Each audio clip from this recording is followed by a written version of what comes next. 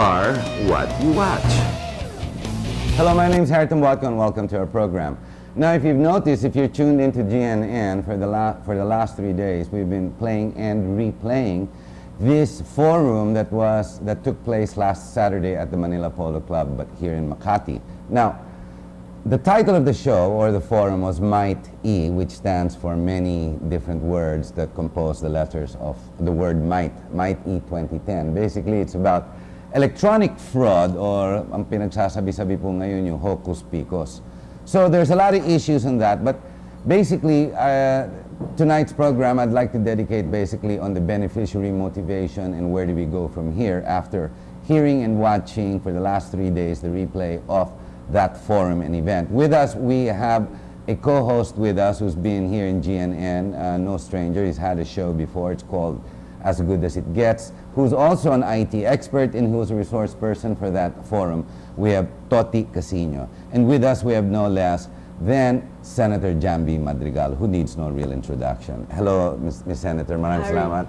Good afternoon. Hi, Toti. Yeah. What does MIGHT stand for again? Okay, MIGHT stands for the Movement for Integrity, Governance, Honesty, and Truth for Elections 2010. Which we don't have, I guess. That's what Well, the forum was all about. Right. And apparently, as we've seen the results of the election, a lot of that has been covered up. To summarize lang very quickly, to bring our audience up to date, I was in a Rotary lunch just this afternoon, and we're talking about it, and everyone was shocked with awe. Because they too, like mainstream media, are made to believe that everything is done and well done and everybody's euphoric about the electronic elections. We had the president, no less, of the Computer Society, Philippine Computer Society, Mr. Celis, and he discussed as well the many issues na hindi nasundan at labag sa batas pagdating dito sa COMELEC tsaka sa Smartmatic. I mean, short of calling it a conspiracy. Your summary, Senator, of what's happened? Well, the conspiracy started, I agree, but the conspiracy started, according to one lawyer, when the contract with Smartmatic was signed, because already many things that were required by law, especially the fact that a company should have a track record and own its own programs proprietarily, because Smartmatic, buying it or leasing it from a Canadian firm, was not followed. But the major conspiracy started when they trended the surveys, both Pulse Asia and Naku, nireklamo namin yan dito sa GNN throughout the election. Yes. Both of these survey firms, I stopped using them because they won't give their sampling. They won't tell you who their sampling is. They won't tell you their methodology. So there's nothing scientific about it. If the hocus pocus determined the results of the elections, the hocus survey determined the trending. I didn't subscribe to them. And as a senator, I also stopped subscribing to them because if I believed in the results in 2004, then I would never have won the senatorial race. So there's something very defective about these survey companies. And we know for a fact that in the beginning they were only putting 4 names: Aquino, Villar, Estrada, and Gibo. Correct. And yet they were ascribing results for the other 4, us, the other yes. 5. I had more than 15 million votes in 2004. So it's impossible that I had 46,000 votes. Statistically impossible. And that someone like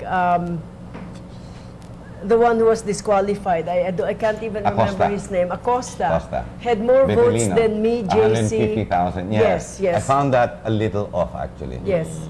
Hindi kasi natanggal ang pangalan in time, nakalagay sa software. You know, when you say conspiracy, Senator, this is a concerted effort of multiple groups trying to arrive at one single objective. Now, if we date back during the period of the election, bringing in the survey companies, which can be part and parcel of what you call media, because it is called public perception creation. Yes. The creation of public perception, together with mass media, what we would call mainstream media. It seems there was a consistent effort. Parang sabay-sabay sila together with the Ambassador De Villa, also with PPCRV, because it was Toti Casiño who brought the PPCRB to the attention of GNN. And it seems everybody worked one after another. So, and there was no weak chain, and there was succession, and of course, we had the elections, and this is exactly what happened. So, I'd like to move just past that. Can we talk about motivation? Who would be motivated to put something of this grand a conspiracy? Who would be motivated? GMA? Eh, natalo naman ang ano niya, ang manok niya, so to speak, natalo si Gilbert. Right. Sino? Amerikano? Ang dami nagsasabi mga Amerikano. Come on, Amerikano ba talaga?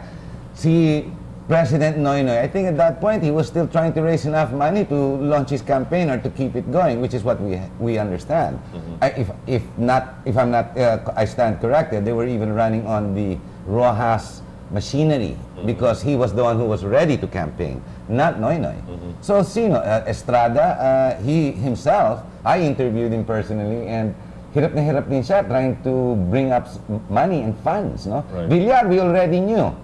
And in spite of Villar's war chest, which is quite considerable, siya ang binaliktad. So who do you think has the motivation to put a grand conspiracy? If you're going to assess based on certain allegations that it would be more of the corruptors benefiting from this fraud. So Makati Business Club, big business? No. We're saying it's more as the highest bidder who's capable of giving the highest price. Do you think then it's the COMELEC commissioners or below them? Well, because they seem to be forthwith. I mean, we know Sarmiento, Right. parang hindi pwede.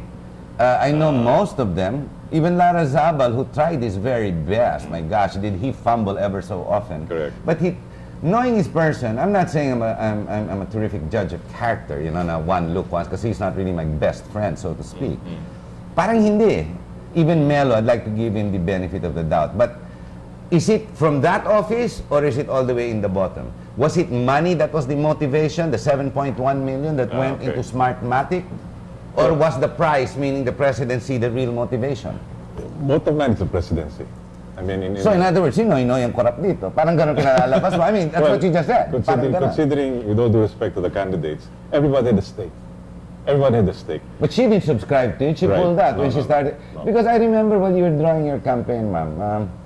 You were trying very hard together with Nikki Perlas and JC De Los Reyes. You didn't want to go into the traditional campaigning of putting money down because if you do, ang tawag dyan, payback eh. Yes. Then natalo ka na. Right. Kung ang kinakampanya mo, gusto mo matuwid at hindi corrupt, eh uumpisa ka ng corrupt, di talo ka na. Okay. Hindi ka pa nag-uumpisa, lunod ng barko mo, di ba, so to speak. But of course, you had to pay, the payback of that is disaster. You didn't win. Biro mo 45,000 votes, parang statistically improbable, impossible. But the fact that we took a stand by not conceding was really not for us anymore. At that point, like a nation who went into shock because a lot of these women who live in Dasmariñas, Civil society. Forbes, civil society, they wake up one day, and I even talked to the poorer people. Tapos na election. Tapos na, and because there was no manual count, you didn't even know. You got a receipt saying congratulations. Not even. It's just a screen that told you congratulations, and Arab thought he won. It's a joke. The fact that they removed the voter verification was also against the law already. So a nation woke up in shock with the rejoicing media brainwashing. This is worse than martial law, I think. The media brainwashing, not GNN. I think you're swimming against the tide. Well, no, we are not in mainstream media, but we give both sides because we take no sides. Yes. We take no sides. But the major media brainwashing, from the major TV stations to the major broadsheets, imagine, let's just... Ayaw nila maglabas eh. Yeah, but let's just put it in perspective. Sila ang motivation nila is maybe positions in this new government. When Gloria was very unpopular,